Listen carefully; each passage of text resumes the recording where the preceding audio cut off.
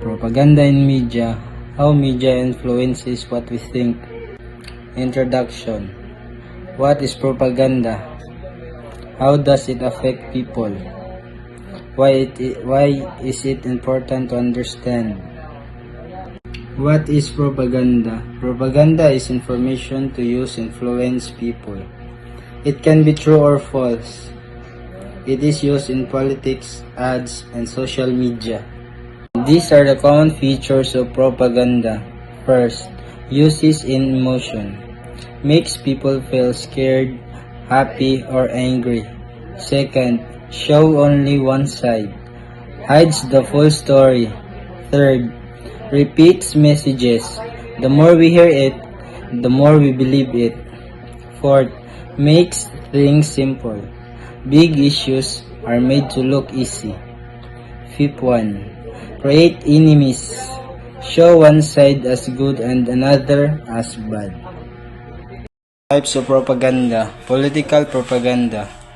Used by leaders and governments. Commercial propaganda. Found in ads to sell products.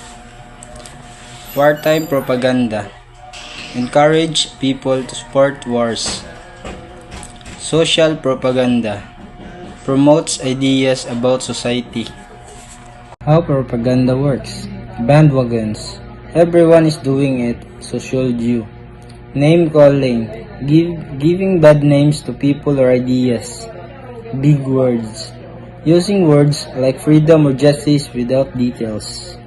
Fear. Scaring people to make them believe something. Famous people. Using celebrities to promote an idea. Examples of propaganda. War posters. Join the army to be a hero. Election ads. Vote for me.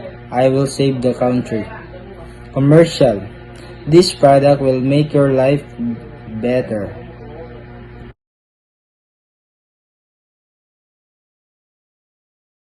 Propaganda and social media. Fake news spreads fast. Some ads target people to change their opinions.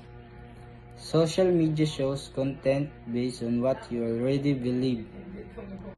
How to spot propaganda? First, who made this? What is their goal? Second, where is the proof? Are there real facts? Third, is it fair? Does it show both sides? Fourth, who benefits? Who gains if you believe this? Conclusion. Propaganda is everywhere. It influences how we think and act.